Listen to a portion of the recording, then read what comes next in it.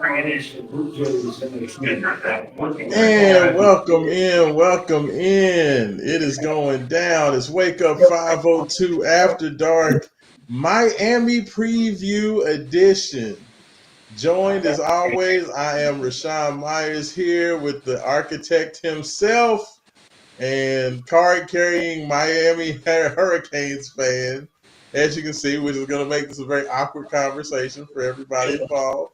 Haven Harrington, Haven, how you doing, brother? What's up, dog? My favorite game of the year. My your favorite game every year. You are, like I said, a card carrying Miami fan. So I have to listen to the Miami rhetoric all year long. And then Haven has to come in here and do his analysis. So you're going to annoy all the Louisville fans today, I think, Haven. And you know what? It's my two favorite teams going at it. Fair, fair. And Well, in this game, I'm in a win-win situation. you are. Yeah, I mean, you can't go wrong with it. You can't go You wrong should with be it. in I a mean, lose-lose situation. that's fair. Can't believe this. My two favorite teams, and they play each other every year in their same conference. It's crazy, isn't it, Roman? Shame, Haven. It is You what it want is. Miami? You probably want Miami to win. He probably, you know what? I won't even call him out and even ask him like who he wants to win the game. But Actually, in this game, I'm indifferent. okay, okay, that's We'll have one to way hear to about play. why. Roman Kelly's in the building as well. Roman, yeah. You were not with us for the last After Dark, but how are you doing, brother?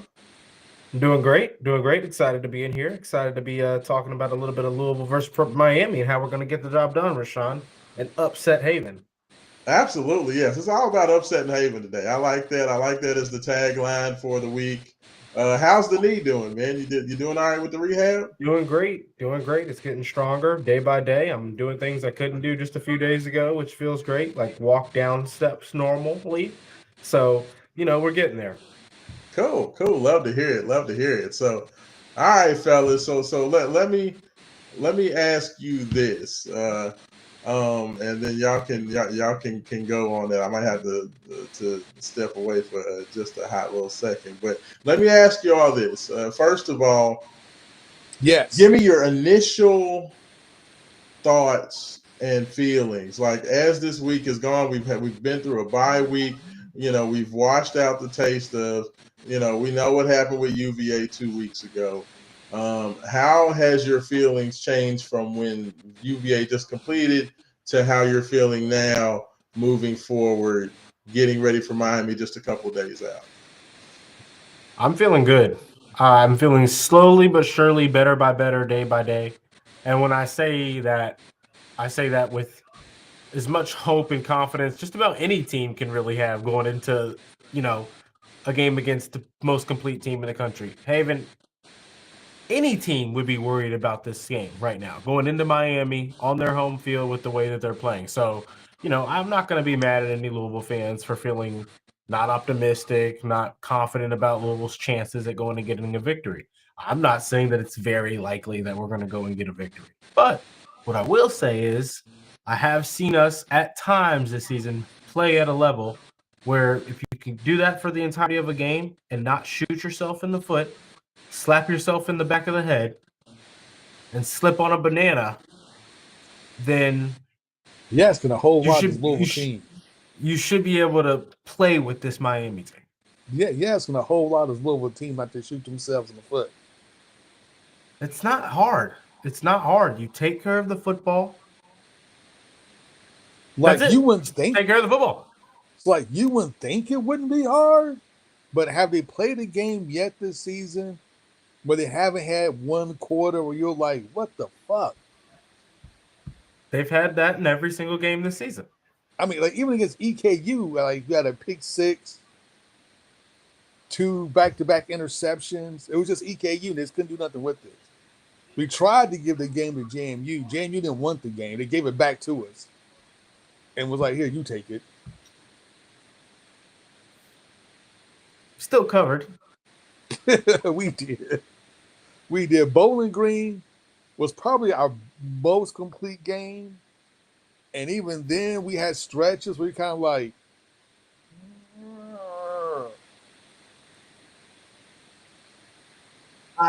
You're right. and Needless then to say, Pitt. I do think because I of mean, that, like Pitt brought it, but Pitt just couldn't stop turning the ball over.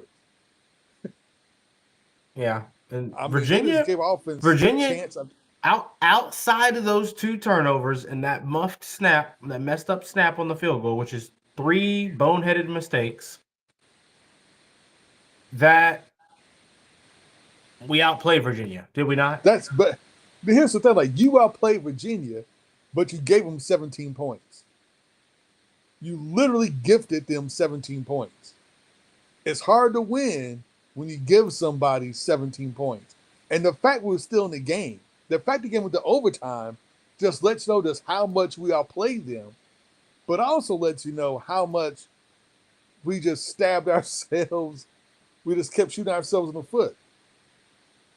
Yeah, that's fair. I also have seen us play in every one of these games, at every position group, special teams, defense in pretty much every game, the pass game, and a few of these drives that we've seen against Pitt and Virginia where it looked like there was nothing they could do to stop Miller Moss from getting the ball to the spots where he wanted to get it to. When it was clear cut, get the ball out quick, negate the offensive line's ability, kind of pass plays, right? And I still do think that Miller Moss, these receivers, the tight ends, the running backs, if you can get Keywan, Keywan looked good against Pitt. If you Well, can the thing get is, like, Keywan healthy, I well, think you should be able to add all the pieces you've had, be good. Colin Lacey in the return game, get the defense playing right, get the defense maybe force them to turnover or two, and then the pass game, making it simple, concise, complete passes in the short passing game, getting the ball out quick, and the run game just go and get you a few yards. If you can just go and get us a few yards every time we try to run, I'm not saying a few. If Keywan Brown go out there and get us 2 or 3 yards, Isaac Brown can go out there and get us 2 or 3 yards, I'm not worried about us opening up for that big run because I know if everything else goes how we've seen it go when it's gone well without the mistakes, there's no reason we shouldn't be able to get ourselves in a position to score points because the defense is going to give you a platform. The defense is going to force a few punts, right? Defense is going to get some deflections, force some long pass plays, and get off the field. What are you going to do with that? And it's a matter of really the offensive line having to improve. It's that simple. You don't have a chance if it well, doesn't improve just a little bit. well, the issue with this team, especially offensively, we start there. Besides offensive line issues, is the injury to running back has just really made us a one-dimensional team. And to me, I know we like to key on Isaac Brown, but I think the biggest injury is actually Keywan Brown and not Isaac Brown to the running game. And that's because of the running That's a staff. hot take right there. It is a hot take, right? But the reason being, and hear me out, is that with the offensive line being just horrible at run blocking, it it matches Isaac Brown's style better because he's a bigger back and he can just physically push the line and push ahead. Where Isaac and Duke are like they're like scat backs really. They're smallest guys, they're really quick, they need a crease to go. Keywan is big enough, he can kind of make a crease, if that makes sense. It And the does. Yeah, times I he's get what been you're in the saying. game, he's getting more yardage per carry only because he's just a bigger style, bruising style back. And it's just easy for him like to make lanes where there are no lanes. Like those two big runs that before Isaac got hurt, he broke off against EKU and the one against JMU. The defense was there. He was able to make the guy miss that came unblocked both times. Actually, on his big touchdown runs, and with that speed, he was gone. But as far as like grinding out those plays when the lanes aren't there, he kind of gets stuffed a little bit because he just doesn't have that type of power, if you will, to go ahead and run somebody over and keep it moving. That's not his. That's not his style.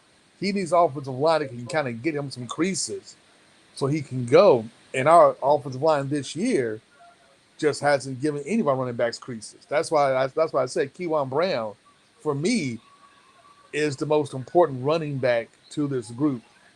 If the offensive line can't block any better than what they're doing, or if Jeff isn't going to call uh, any more plays where you get more offensive linemen on the field, more tight ends on the field, trying to get more hats on hat, and actually go with the like a legit, almost goal line running play to kind of get those spaces and stuff for Isaac and Duke. So let me ask you all this. So like we've watched this Louisville team play this year. Like there's without a doubt talent on the team, right? Like we know that Louisville has playmakers. We know that Louisville has a much improved defense. We know that Louisville has a quarterback that can get the ball to his playmakers accurately. And you know that you have guys that can compete with Miami athletically. But we also know that this team has been its own worst enemy in terms of turnovers, in terms of bonehead plays, in terms of personal foul penalties and things of that nature. So, with that being the case, it's interesting because everybody's been overly apathetic about the opportunity that Louisville has to go out there and make, and win this game. Like I haven't felt, even though it seems like people know that Louisville has the pieces and the ability to make it happen. It seems like people have been more pessimistic about Louisville's chances today than even, when we've seen lesser teams come into these big opportunities. I've seen more optimism about it. How are you all feeling about it? I'll say this, like, I feel like if Louisville doesn't shoot themselves in the foot, I think they have a great opportunity. That's why I'm looking forward to Friday, but a lot of people are taking the stance of not even really looking forward to the game. They're just already basically just saying, oh, woe is me. We're going to lose this game. Discounting Jeff Brom's track record is, getting up for big games, discounting, what Cotton Lacey, who's probably going to be the first team All-American punt returner, Chris Bell's going to be a second team All-American wide receiver at worst. I mean, this team has dudes, but even with all of that, there's a lot of pessimism around it. Like, I have mean, you all felt that? yeah, that's because like Louisville hasn't. We watched them all season, and there's not one game where all three parts of the team have clicked at the same time. It's either defense, special teams, offense goes missing. Offense does something, special teams drops an easy field goal or something like that. It's just feeling easy because you just never see them click together. We have yet to see this team play like. I'm not going to say even a complete game. We've barely seen this team play a complete half of football, where it's just been what they look like the dominant cards that we know they can be because we know they have the dudes be dominant, right? We know they have the talent just to go out there and just dominate dudes. We just haven't seen it yet. That's what's so maddening, and that's why fans like don't have any type of security and belief in this team to get it done because deep in your heart of hearts, your thinking's like, okay, there will get some pressure on Merlin Balls, and I know he's going to throw an interception. I just don't know when he's going to throw an interception. But I know it's coming. I just don't know when it's coming. But he's going to throw this interception, and let's pray to God it's not another pick six. Yeah, I'm with you, Raashaan. And I'm with you as well, Haven. I think that it's easy to be down on what you are envisioning. When I think, how there's when you put yourself in the place of a fan that hasn't had many reasons to look into the positives, not saying the casual fan by any means. I'm saying the fan that's just looking at the basics, right? The team not exciting them the way that they thought they were going to. The team not offensively playing the way that they were going to. What we thought was going to be good isn't good. What we thought wasn't, isn't, right? So it's I get that there's a lot of reasons to be in that spot. There's also, I think, for me personally, that factor that we haven't seen what we thought this season was going to be. The story of this season, we haven't seen it yet. And maybe that's just the story. That means that's it. We're not going to see it. We were wrong about what the season was. And that's probably the case a little bit. We got someone we thought was going to be a potential Heisman candidate that at any given moment last year, at any given moment in the first 2 games of the season, could break off for one of those runs like it was nothing in a loaded box. Against a team like Bowling Green or EKU and JMU, both guarding to prevent him from doing his thing, and he still did his thing. So I think that when you haven't seen our most talented area be our most talented area once for a full game this season yet, you have a quarterback who's now been up and down, trials and tribulations, as much film on the negatives, on as much film on this is where it went wrong. You did this. This is what this looked like before you messed up. You've now gotten to see that, and you've gotten a bye week to get healthy. You've gotten time to address that and pinpoint it, hammer it in as much as you can with these guys.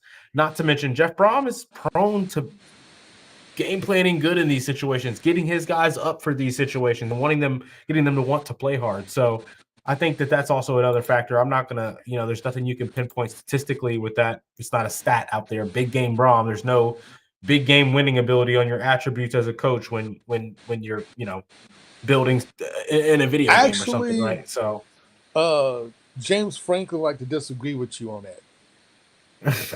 there is something to be said about, but at the end of the day, I think that it's your ability to game plan in depth and pay attention to details. Like that's all it comes down to. And then how energized can you get your team? How ready to play can you get your team? How badly can you make your team want to go beat those other guys? I think most Louisville fans, like, they're not worried about if the team gets up or if they're excited.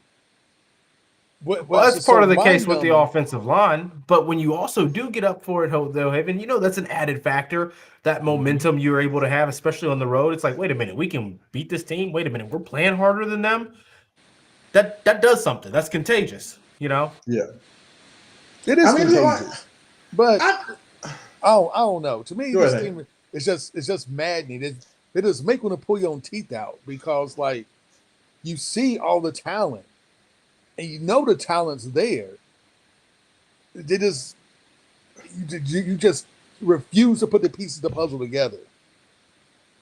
This year has been one of the most annoying football seasons that I've ever been a part of when it comes to Louisville football. Because before the season, pretty much everybody took this year as kind of a blah year. Like I said, I heard a lot of 8-4. I heard a lot of 9-3. I heard a lot of, Louisville's just going to be okay. That this isn't anything to get too excited about. But then as soon as the season started, people griped and complained about everything and every little thing. And even though Louisville was winning games, nobody was happy, and everybody was just upset and saying, well, this isn't good enough to beat Miami. And it's like, I didn't even think you all were getting worried about thinking about Louisville competing with Miami.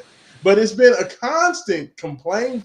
Like, this has been the 1 year in Louisville football. I haven't even been able – Louisville's 4-1, and I have not been able to enjoy this season at all. Like, I understand that the team has not been playing perfect, but you know what? Every season is its own journey, and the team has been winning games. They should have beat Virginia. Like, if you don't have 2 boneheaded turnovers, you win that game by probably double figures.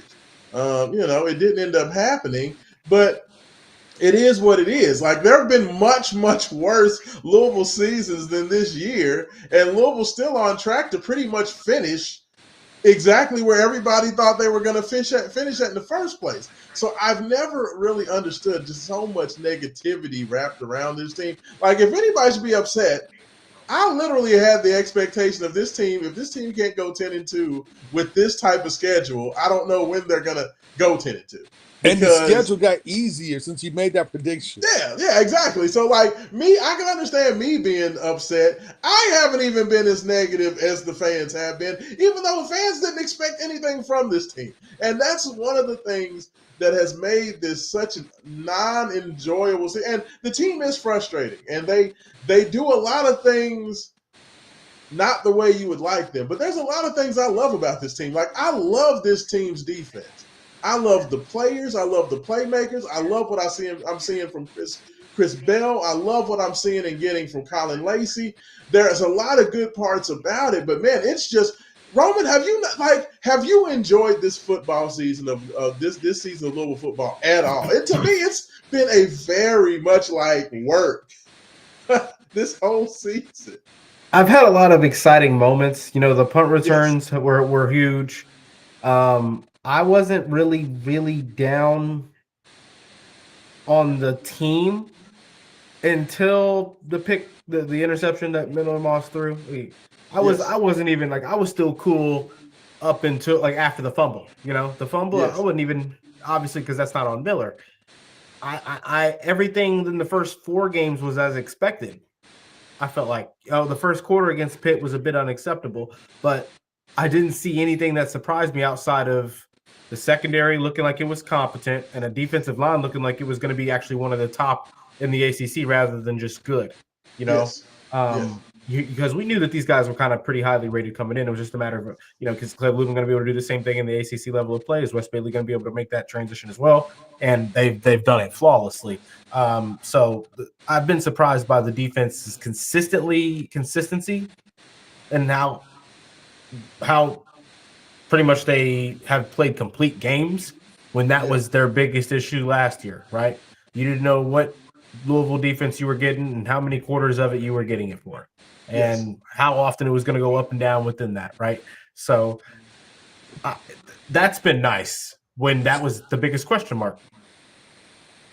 Can Ron English make that jump? Can him and Jeff Brom get on the same page? Can he get on the same page with his players? Can he get his players on the same page? Because it was Yeah. never a matter of talent. It was never a matter of athleticism. We've got big guys, we've got fast guys, we've got strong guys, we've got the combo guys. Like Yeah, we've got it got all. everything you need. You had it all last year. So it was Yeah. only a matter of, can you get them to play cohesively and get them to fight for you, basically. And then also, can you tweak a few things to where it's maybe easier to understand if you have guys that do want to fight for you, right? They put an emphasis on this season's or last season's personnel.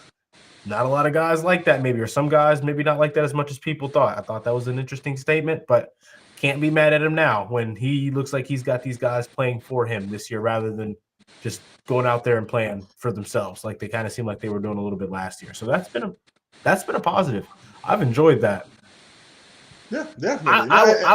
I wasn't high on Miller Moss, so back-to-back 300 plus games, him getting all of his receivers involved, him being able to technically make every throw he's being asked to make. He's it's crazy to say he's been. I can't Roman, say better. the I can't only say better time than I that thought, but the only time that I was Louisville has moved the really ball low on him going consistently, into the season, fellas. I mean, the only time that Louisville's been able to move the ball consistently has been when Miller Moss has been out there throwing dimes. Like that's Louisville's offense has looked the best when Miller Moss is out there getting it to those playmakers and letting those playmakers go to work. Period. I The mean, unfortunate that's aspect not of that is just if you do that too much, he's not prone. Football will put him in positions where he's asked to do things tougher than to sit in the pocket and make throws. And if he gets asked to do those things that are tougher, like make throws out on the run, make throws with hands in his face, now all of a sudden he forgets what down it is. He forgets how far the down is. He forgets how much time's on the clock. He forgets all of this stuff and isn't prone to making the best decision. Give him just a well. little bit of That's what time, I Raashaan. Just a little bit of time, and he's great. Well, the thing I told Haven on Saturday was that to me, you have to save Miller Moss from himself and you have to help out your offensive line. And the two things that Jeff Brom, to me, what we saw in the difference in a Louisville offense that looked very coherent and was moving the ball up and down the field against Virginia in the first half versus what we saw in the third quarter was that Jeff Brom got away from the quick passing game and wanted to start to do these slow developing deep pass patterns when Virginia just was not going to give that up. They were going with two deep safeties. They were not going to allow Louisville to get down the field. And for whatever reason, Brom decided that he was going to spend the third quarter trying to push the ball down the field. And Miller is unfortunately a guy that if you draw up a deep pass pattern, even if it's not there, Miller's going to try to force it there. He's going to ignore his underneath passes. He's going to ignore his dump off passes, and he's going to try to make something happen. And that makes the offensive line look bad. That makes Miller get uncomfortable in the pocket and start making bad decisions. And to me, that's where Jeff Brom has to grow and mature as a play caller to understand, look, if Virginia's going to force us to continue to just get the ball out underneath and continue to play the quick passing game, you've got to be okay with that. And I think that helps everything. If he continues to go on the 3-step drop, get the ball out of your hands, Louisville can be successful against Miami. And I think that's where we need to see growth, because I'm gonna tell you this, Roman. Like, a lot of people wanted to get on Miller Moss about the game against Virginia 2 weeks ago. I put that squarely on Jeff Brom, because I don't think Brom called a good game, especially in the second half, based on the data that he had received. The data he had received is that Virginia is getting a lot of pressure, and Miller Moss, we've seen versus Pittsburgh, does not do well when he has to hold the ball and get under duress. So why are you calling plays that hurt both of those groups? And that's where, to me, that's on Jeff Brown, man. Like, you've got to understand where this team's bread is buttered. And Haven, if they need to go to like the run and shoot style where you're getting that ball out, within 2.5 seconds, and just keep boom, boom, boom, quick passes, and then, delay handoff, draws to the running back, whatever have you, you got to stick with that all game if that's working. I mean, you can't just force the issue, can you? That's a Tom Brady offense once he lost all his wide receivers. Yes. Like once Moss was gone and Deion Branch was gone, and he had What's the Matter You playing out there in the end, and his world everything tied in, and insert white slot wide receiver. I mean, that's pretty Wes much Welker or Edelman, all those dudes, right? Julian Edelman, yes. Yeah, that was a Tom Brady special. I mean, and it works. And it's worked all year. And that's the thing is, though, what's so infuriating about this is that we literally been calling for the offense since we saw this team against EKU. We saw them against EKU, was like, this offensive line ain't hitting. You have to get some quick slants, tighten up the seam. Everything they did in the first half to move the ball is what we said we need to do all season long. They did the first half. Chris Bell was unstoppable. The man should have had like 25, 30 catches that game against Virginia, because he was always open. Always open. And why would you stop it? Like, the best play callers keep going until you stop it. Until they stop you. I'm going to keep on doing it until you stop it. It worked against Pittsburgh. It worked against Virginia. It's worked against every team that Louisville's played. It worked against Bowling Green. It worked against James Madison when they went to it. But the thing is like, to me, Jeff Brom doesn't want to win that way. Like, it's like like I said, it's like he gets bored with what's working and he wants to go back to pushing the ball down the field. And it's like, because God bless Miller Moss, and as long as that pocket's clean and he can just, like you said, 3 seconds and the ball's out, he doesn't have to read the defense. He just looks at his first receiver, second one, boom, or the slant, boom, just hit it. It's as soon as ready to go. 1, 2, 3, slant, boom. 1, 2, 3, out route, boom. Whatever. He's good. What gets him, though, is if you try to move the pocket. He doesn't do well on the move. Mm-hmm. He doesn't do well with pressure. That's not his thing. He gets happy feet. He likes to dance back there if he thinks anybody's going to rush him. So and it's real simple. 1, 2, 3, boom. A nice little, going to run the ball, nice little draw. Delayed handoff. Let those guys come to the field. Delayed handoff. Let them go. And for a running game to be effective, like, we don't have to have, like, last year we were just gashing people 20, 30 yards. And this is crazy. An effective run game doesn't have to get yards per se. If you can get even 2 to 3 yards a carry, that's enough that the defense just has to respect. Just to keep the defense honest. Just keep them honest. Just keep defense honest. That's all you have to do, and keep dink and dunk. Like, if you look at Miller Moss's interceptions, a lot of it happens when he starts throwing 15 yards and further, when he has to hold the ball longer, and when he gets any type of pressure. A pitch is going to happen. When he has to run and throw, Yeah, the man cannot run and throw. That's not his thing. But I want to ask you guys this question. What do you guys think about Jeff Brom having that heart-to-heart with Miller Moss? Both those guys get emotional. And then Jeff's like, you know what? we got packages for other quarterbacks. I may or may not use it. Hey, I'm gonna say this, and then Rome, I'll let you take it after me. But I'm just gonna say this: I don't really know what that means. If we had a heart to heart and he got emotional, I don't want to hear that my quarterback was like crying. Like I know that's petty, but Because I we just said think we're gonna bring Deuce Adams in to run the ball. I think back to Caleb Williams jumping into the stands and crying in his mama's arms when I hear that. Hey, And hey, he balled. Was it Monday night?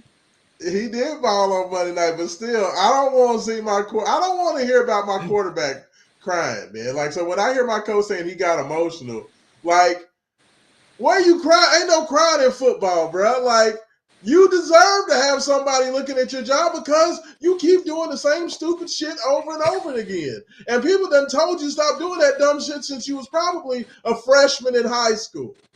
And you're still doing it as a fifth year senior. That's So why he at got this benched at point, USC. don't get mad, get better. You know what I mean? Like, don't get emotional. Do what the hell the coach is telling you, or sit your ass on the bench. Like, I'm sorry, Roman, am I wrong for that? Not at all. Not at all. Not at all. Not at all. I mean, that's If, all I'm saying. however, Yeah. however, if it was me, I would have had this talk after the Miami game. Maybe I would. I don't know. I don't know. I hope it was the right decision. I don't. The last thing you need is him. As soon as he knows that he's maybe made an errant throw or two, either it's going one or two ways, fellas. We've seen it. It's either going to have. Hopefully, that errant throw doesn't lead into a pick six and points, and it's for him. Okay, they know I'm doing this. I'm doing this. I need to change this. I need to change this, and he locks in from there after he's made those couple of mistakes. I just emotional. It got emotional because you told him you might get benched here too. I mean, he should be used to it. What got emotional? Like, I'd almost make more sense if it was at practice and he was screaming at him, and Yeah, I need more clarification on that. What I want to understand what made it emotional for him. Probably because he was scared. Did he tell him like, gonna be... I can get Jack Plummer's weak ass to the NFL, but you're gonna fuck it up. I'm not gonna be able to get you there. It's gonna be your fault. Like, I really do wonder what Miller probably know. Like you just said, Raashaan, he knows it's bad, so it's only a matter of time before he locks in. I mean, he's a smart dude. I know he knows it. Like he has to know that you can't look like He-Man for 2.5 quarters, and then look like Jane for like a whole quarter. And just give everything back. Yes, you threw for 300 yards, 3 touchdowns, which is awesome. Yeah, but you can't be trusted keep throwing by your coaching staff. But like I said, you can't be trusted by your coach staff. But at the end of the day, you know what, Jeff? If you can't trust him on those certain calls, then don't make those calls anymore. Don't call those plays.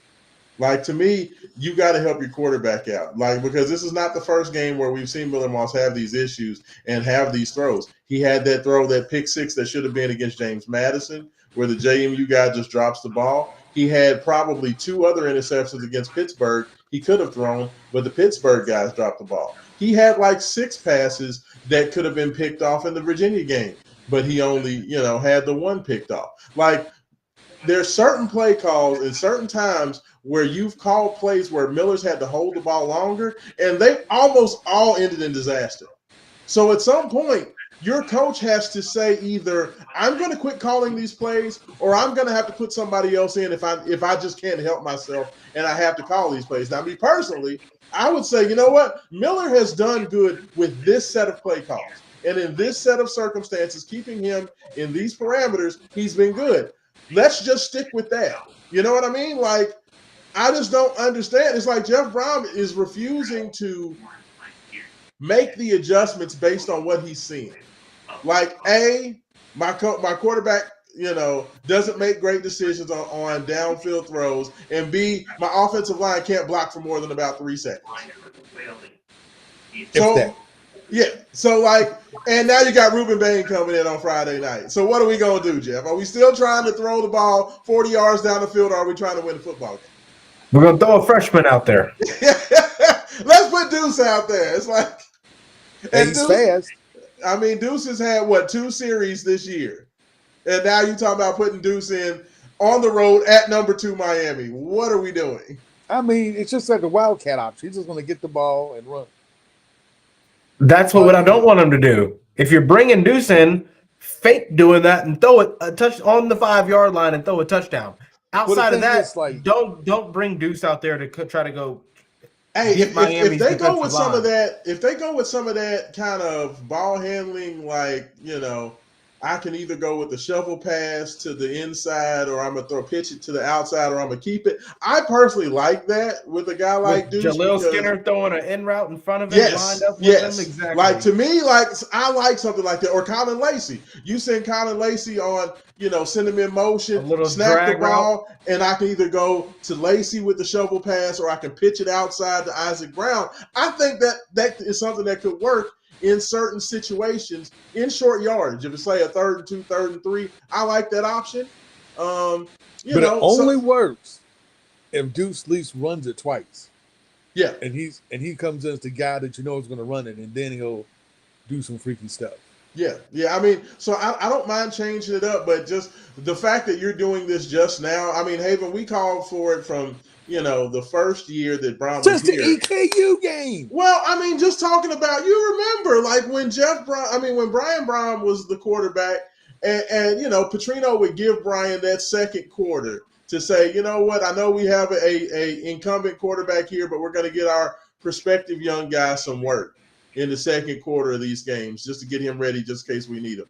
Jeff has not shown the inclination to do that. He didn't do it in year 1 with Plummer, even though Plummer was having issues. He didn't do it in year 2. With Shuck having a good season, so I can't blame him for that. But he's not done it this year with Miller Moss as well. And I mean, I just to now start talking about Deuce. I mean, maybe a Deuce is just. I mean, and does anybody think it's Brady Allen, or does everybody just think it's Deuce? It better not be Brady Allen. Maybe it's Mason Mims. Who knows? Maybe Mason's been balling with the practice squad.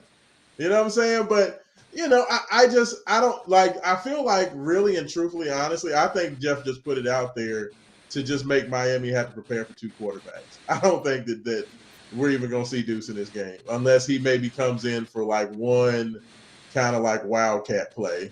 And honestly, I don't think Miami cares. Yeah, because Miami plays a very basic defense. They're going to play their front 4, and they're going to rush you with just 4.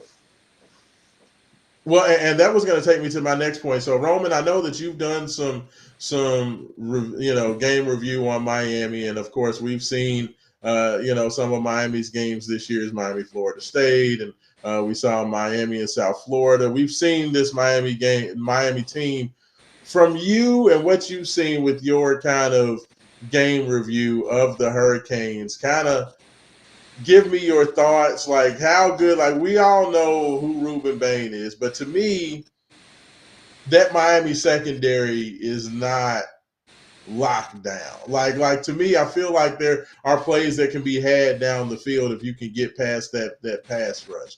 Are you seeing some of the same things? They've got the one kid on the corner from Tennessee, I believe. The transfer. Yeah, safety. Safety. Is it the safety? Safety. I believe he's safety. He's good. Outside of that, I feel like they've weirdly like their defensive, like their cornerbacks seem like I feel like the matchup of Colin Lacey and Chris Bell, it seems like that might be something where Louisville can take advantage of those guys. I feel like they leave a lot of cushion on the outsides. If your outside routes are intermediate routes that start outside and go in, I feel like that's where a lot of the passes I've seen in the teams that have had some success in the pass game against them have it. And it's not consistent because every defensive line is getting home more times than not. Their defensive line is getting home against every offensive line more times than not. So it's not like any quarterback's been able to eat up, chew them, pick them apart. Now, I mean, we'll get into their fourth quarter play because their fourth quarter effort level in play calling and things get weird in the fourth. They definitely put off the gas. That's all comes from having a lead, right? So I don't want to make that too much of an emphasis. I don't think we're going to have to. Ideally, we don't really have to deal with that. That's the way to come back. Cool, but I don't want to be up. I don't want them up. I don't want them up 23. 28-3 going into the right where quarter, we had, right where they won 21-3. Okay, now it's our time. Yeah, maybe at half, cool. 28-3 Right. going into the fourth. No, that means they've shut us down for 3 quarters straight. Yeah. And even at that point, I couldn't be mad at what your defense has done if at 28 points over 3 quarters, really, when your offense is probably not staying out on the field at all. So, but anyway, I've seen a defensive line that gets home, Raashaan, Yeah. anytime they want to. The other guy's name on the other side, on the other edge, he's just as good as Ruben. It's like kind of like what's My happening here at stars. Louisville. Clev Lubin's getting all the hype. Wes Yeah, Wes Bailey's right Bailey's there just as with him good. in his ability to pressure as well. And that's kind Yeah. of what they've got, just a true NBA size level guys, right? And Clev Lubin and I think Wes Bailey are both, late NFL type guys in terms of the draft. In the round that they would go in, just because of their size, they've got all the ability in the world, but they're not the biggest guys in the world for their position. But I think this is a defense that in the intermediate pass game, they'll leave a cushion. They leave a weird cushion. I guess it's because they play man a lot. I don't know what's happening out there on the outside for them, but it seems like they leave a good amount of cushion for your intermediate pass game. The short pass game's a worry almost because they get their hands up on every single throw. Like every single throw, their defensive line is getting their hands up. So that's something you've got to worry for. But they've been, I can't say susceptible to the big play. Mm-hmm. Each team's been able to have a couple big pass plays on them, it feels like. So I should go get the official statistics on that. But this is a defense that does allow you to move the ball down the field. Now, that's if you're able to run the ball. If you're able to run the ball and get them to move their front seven out a little bit and play more of a coverage, that's when I feel like they've been a little bit easier to get down the field on. You can't say easier to beat. They haven't lost, but just feels like if they have to respect the run game, that's when they've been prone to allowing some productivity. Yeah, it seemed like Florida State in their matchup, it seemed like Florida State was able to have some pretty good success being physical with the run game. I know that's not necessarily a strength for Louisville, but when it seemed like when Florida State went and ran right at them, they had some success with that. That's where, like you said, Haven, the fact that Kewan Brown is listed as probable on today's injury report, that's probably a good thing, even though I know Duke Watson is listed as out for the game, Yeah. unfortunately. And sorry to interrupt you, Raashaan, but Yeah. I think that what Florida State did, and I think that's the last, the one factor I think in why Deuce Adams got, I can't say Deuce Adams, why there's a potential for multiple quarterbacks to be played. Tommy Castellanos, they didn't really know how to, I can't say didn't know how. They struggled with the run option. When he was keeping it or when he was giving it, Yeah. they didn't guard it well. He had carried it a lot, and he had a couple really, really productive runs. So, granted, Florida State's offensive line is miles ahead of ours, it feels like. But that could be a reason other That's a Deuce is good out point. there. But the other issue with trying to throw in the whole Deuce Adams' game, because you saw Tommy Castellanos beat him with the run, and then late in the fourth quarter, finally get some deep passes off. But Tommy's been doing that all year, so he has that dual threat kind of baked in already. No Louisville quarterback has that baked in just yet. Nobody's going to fear Deuce Adams. Really, when he comes in, it's like, man, he's about to light us up. Yeah, nobody's thinking that, and that's one of the issues you have with kind of just throwing it out there, kind of this late in the season when you haven't shown that at all. Is that it's hard for people to really. I'm not going to say not take Deuce seriously, because you should take everybody seriously, and I'm sure Miami will. But it's one of those things where Deuce doesn't have the juices yet because he hasn't shown it. Yeah. Well, and we got Robbie checking in. Robbie said Bobby made a living off the tight end in games like this. That is absolutely true. Hey, I tell Gary you what, Barnidge not lived not off this. not just Bobby. I mean, Jeff Brown made a living off the tight ends in the first game. In the first time that they played down in Miami. We saw Nate Kariski get off for over 100 yards receiving and 2 touchdowns. And Sylvester will be coming back in his game. Yeah, he played last game. He actually came back last game. But he's a little bit lighter, so he hasn't got all his weight back Hey, from it's his funny watching from his injury. Trevante Sylvester's dad like do all these reports on how Trevante's doing. It's so He sound funny. like Adrian Wojnarowski talking about his son. He's really taking command of the offensive line. He's back in there. He's back starting, and it's going to be a whole completely different thing now. I'm like, oh, I love it. I love it. like But Louisville needs him they do, they in the do, worst way. they do. So all right, so offensively, let's get to the offensive side with Miami. Roman, Carson Beck, Malachi Tony. We know those are the two guys that are getting all of the press right now. Carson Beck. Malachi Tony going to the NFL, Raashaan. Haven loves Carson Beck's tan. He loves his tattoos. He loves the swag, the Miami swag that he's playing with. Malachi Tony is doing, Sports Center top 10. He's this year's what's the kid from Alabama, Ryan Williams. He's like this year's darling freshman superstar. What else besides those guys? Is it just simple as we need to put Tayon Holloway on Malachi Tony and follow him everywhere and, make sure that Clev stays in Carson Beck's face? Like, we've seen Carson Beck under duress in his career, especially at Georgia. When you can get pressure on him, dude will throw up some ducks. We have not seen that version of him so far at Miami. Is it just the fact that he's surrounded by, I don't want to say more talent because dude was at Georgia, but what? Like, is this real, or is Carson Beck this new unstoppable version, or has it just been a simple fact that he hasn't really faced a defense that could put him and stress him the way he was at Georgia? Bingo. I think that's what it is. I don't think he's had to deal with defensive lines. I don't think he's had to deal with guys that get into his face and force him to make uncomfortable throws, uncomfortable movements out of the pocket. Granted, he's been really good in his career making unorthodox plays happen. Yeah. When you're someone who's willing to do that, what else has happened? What else are you prone to doing? Yeah, throwing them things, fellas. Yeah. You're prone to that too.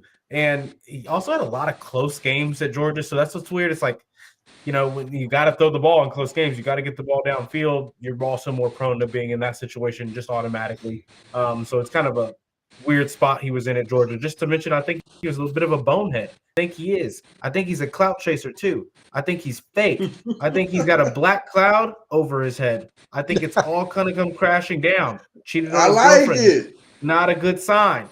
Pulled up in that black Lamborghini and that black suit and lost last year, didn't he? Was that the thing last year? Yeah, that's fair. Pulled up in the Lamborghini in a black suit. Oh, that was this year. Was that this year? Oh, that was this year. He got the Lambo and he got to Miami. I thought he did something last year where he did something. Weird. Carson Beck. When he got to Miami, he got the Lambo. He got the Latina girlfriend.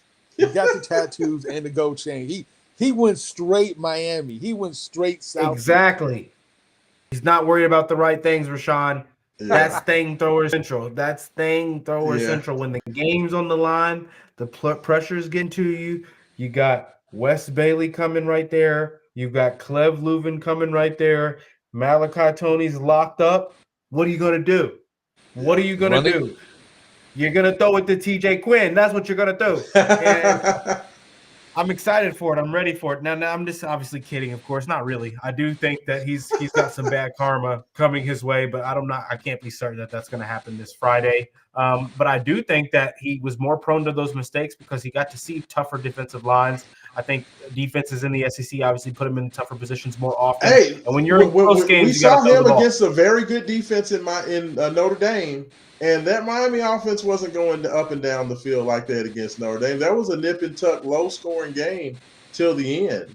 Miami pulled it out in the fourth quarter. I feel like they relied on Fletcher pretty heavy in that game. I can't. Yeah, they did. The one game I haven't gone back to really, really watch. Or no, it was Brown. They were giving it to the freshman, the new kid that they were running them both. They both had 15 carries, both had over 60 yards. So, they kind of went to the run pretty heavy in that game. I mean, it I was think that's what's interesting about him though, Raashaan, is that they have the ability to do either or. And that's what's weird. If you allow Fletcher to go and get 5 yards of carry, stay ahead of the chains on every single play, then you yeah, then you're making it easy for Carson Beck. It's yes, Carson Beck and Miller Moss aren't really different. I feel like Carson Beck's just been put in the platform for success. He's got all the tools he needs around him to succeed. Time in the pocket, a run game, receivers who can catch in the short passing game and make plays happen, and receivers who can make plays happen downfield. And then you've also got a couple running backs who can catch as well. Not to mention his running backs block damn well. yeah, They That do. doesn't happen over here, which is tough. But so he's got yeah. literally everything he needs as someone who I believe is a knucklehead. He's a thing thrower. I can't call him So a system QB, but he's I he's I mean, got to give him his flowers. I got to give him his props because he's shown that if he has that you're going to have when you're playing at a high level, which is NFL ball, outside of a handful of teams.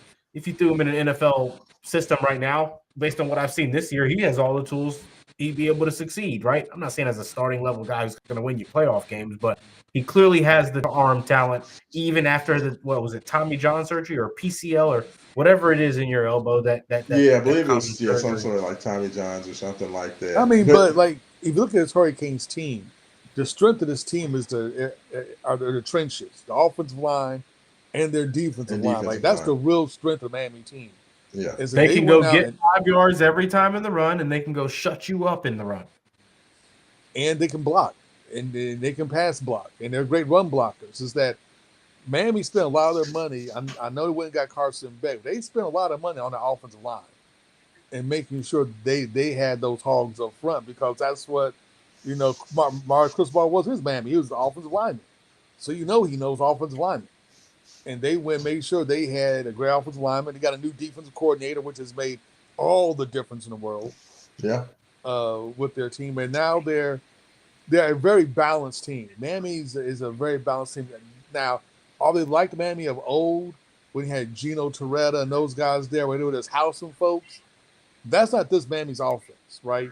They're not, yeah, every now and then they'll test you, they try and go deep, but this isn't like the Michael Irvin days of the U when they were just literally slinging all over the field and were just unstoppable. These guys are pretty stoppable because they've got a lot more conservative this year in their play calling than they were last year with Ken Ward.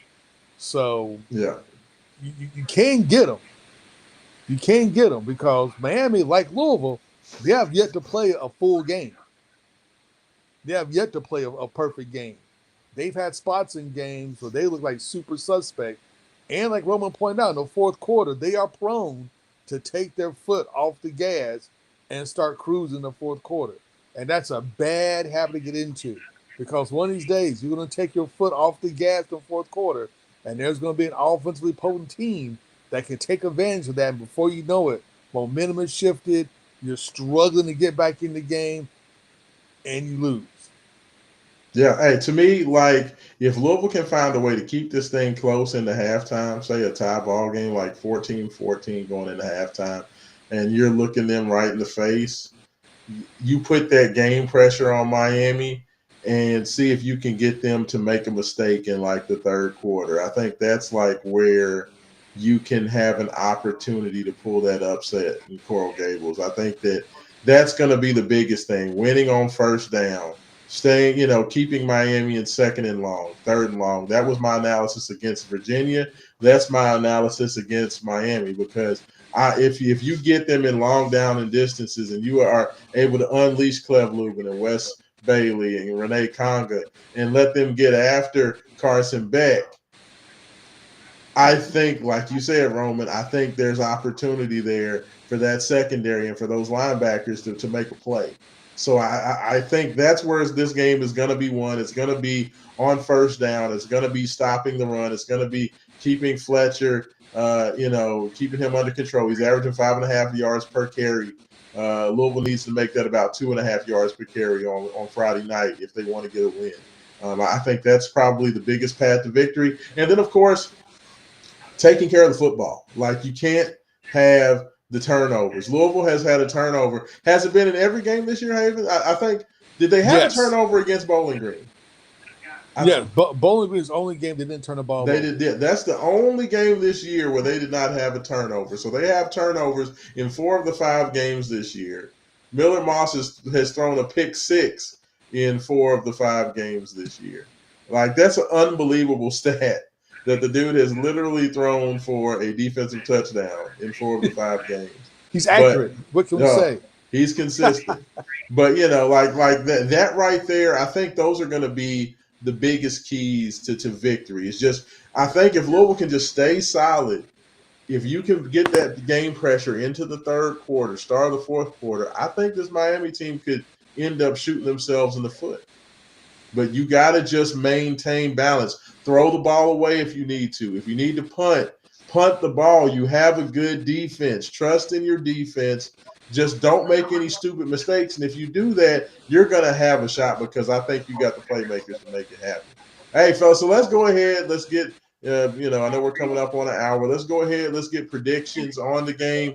Roman Kelly, I'm going to let you go first. I'm not, Haven Harrison, I should make you go last since you're a Miami. No, you know what? No, let's let the Miami dude go first, and then the real Louisville fans will go second and third. So Haven, go Wow. ahead. The I'm not a floor is Louisville yours. fan.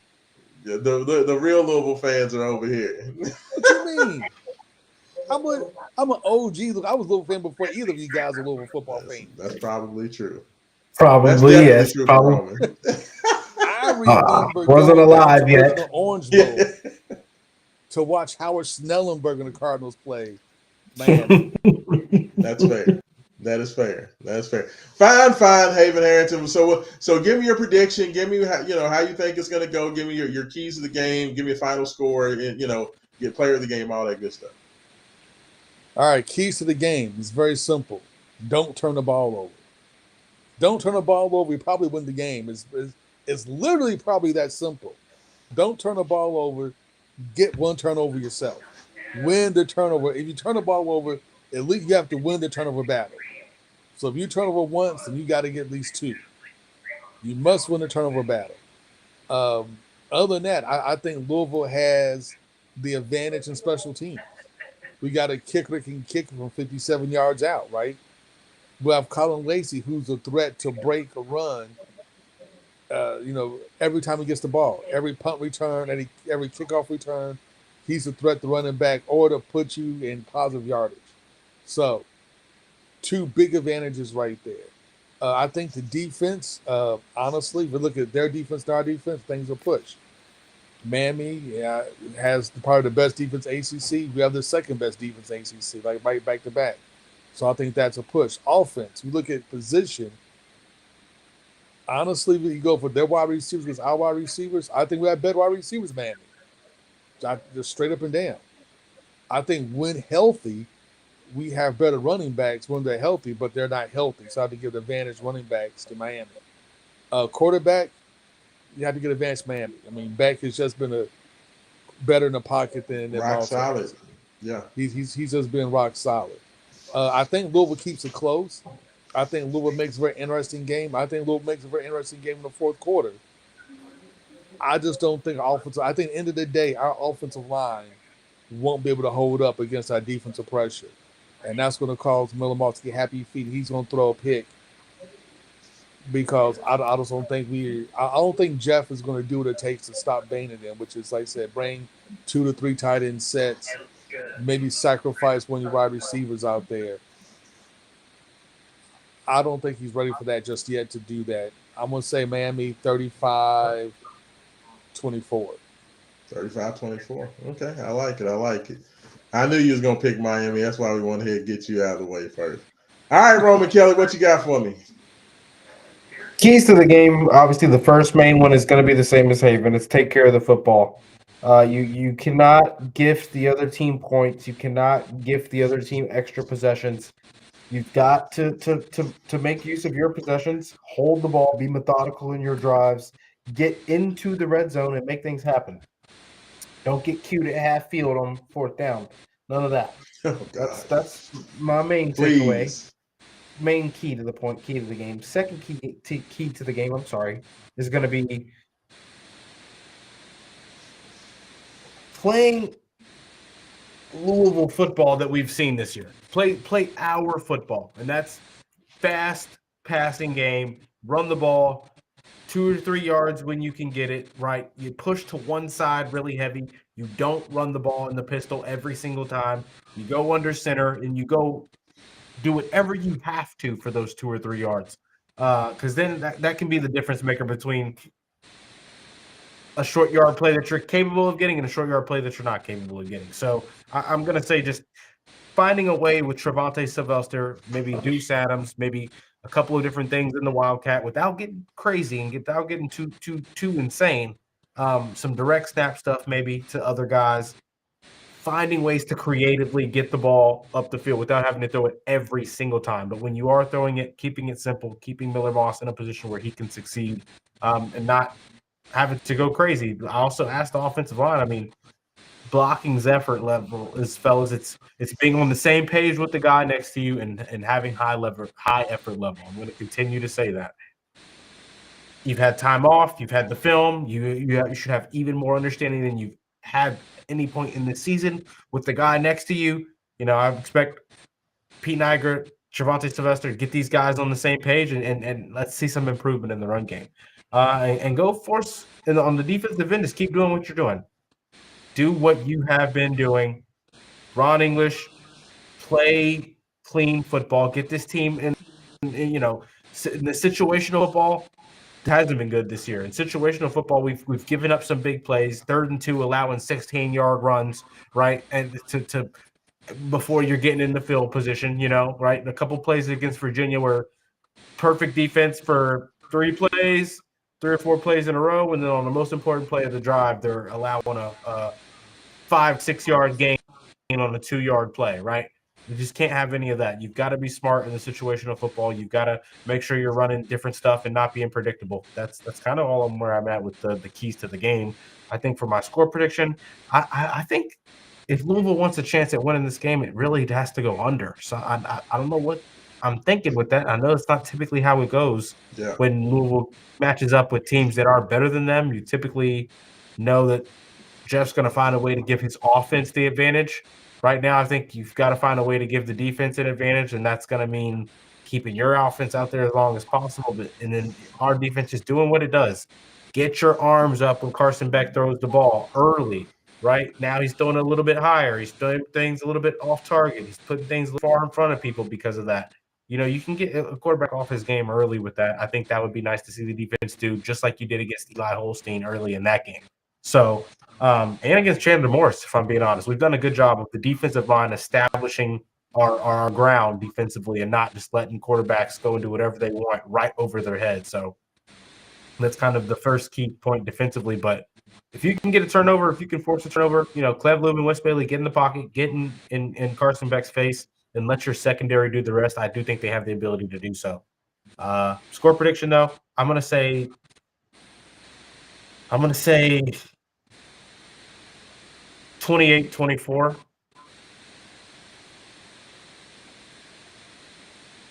Okay. 28-24. I think we can get the victory.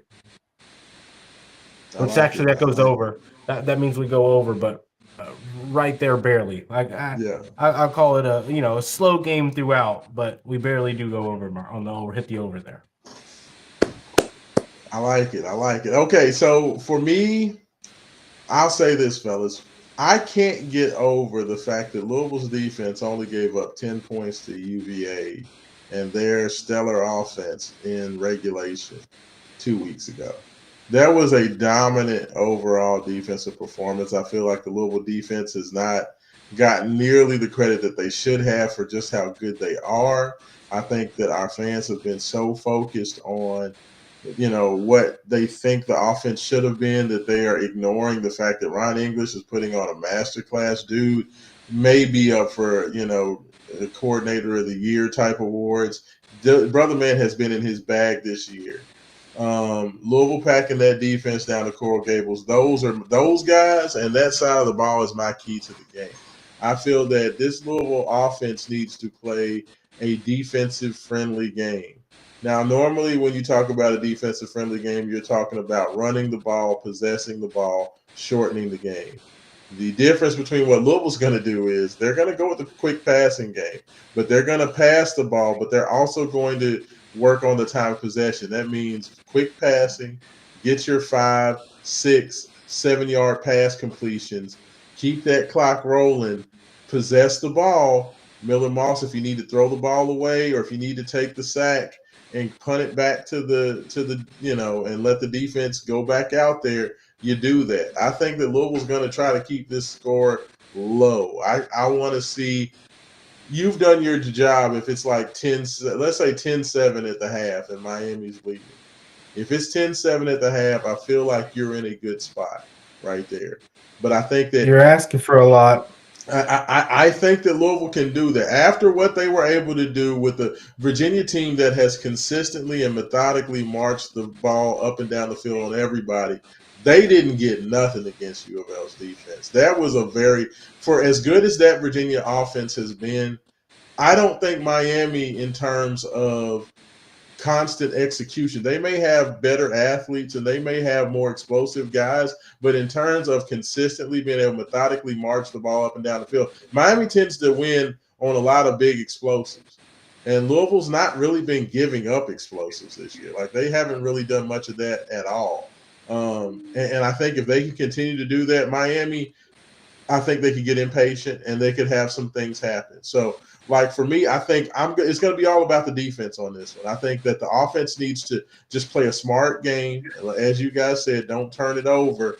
Let's put some game pressure on them late into the third quarter, into the fourth quarter. I want to pick Louisville to win it. Like I just as you guys were talking, I've been going back and forth between Louisville making the screw up late and Miami getting the win. I've thought, Louisville gets the big play after they keep it close and gets a close win, with Miami missing the field goal. I'm going to say, hey, this is big game Brom. This is what Jeff Brom does. He does it every year. I'm not going to start doubting him now. I'm not going to forget who this dude is. I'm going to say 2017. Louisville gets the win. Miami has a chance to kick a field goal to tie the game at the end of regulation. They miss it wide right. Cardinals go home healthy and happy. Love it. There we go. Hey, fellas, thank you so much for joining me tonight. I wanted to make sure we got this pregame in. Thank you to everybody for checking this out. Check it out on the podcast, on the replay. Let's go Cards. Let's get this thing done in South Beach. Haven Harrington, thank you very much. Roman Kelly, thank you very much. Rest in peace, D'Angelo, one of the best to ever do it. Go Cards, go Krogan, like we always say, without struggle. That boy's good. That boy's good. Player of the week prediction, fellas. I'm going Isaac Brown. I like it. Haven Harrington, you got one? Kewan Brown. I say Miller Moss. I'm going to keep saying it until he gets one, y'all. I'm going to keep saying it until he gets one. Come on, Miller. Prove me right. Prove you can still cry and get it done. Hey, thank you all. We're out. Hey, like we always say, without struggle. Yeah, there's no progress. Peace, y'all. Have a good one.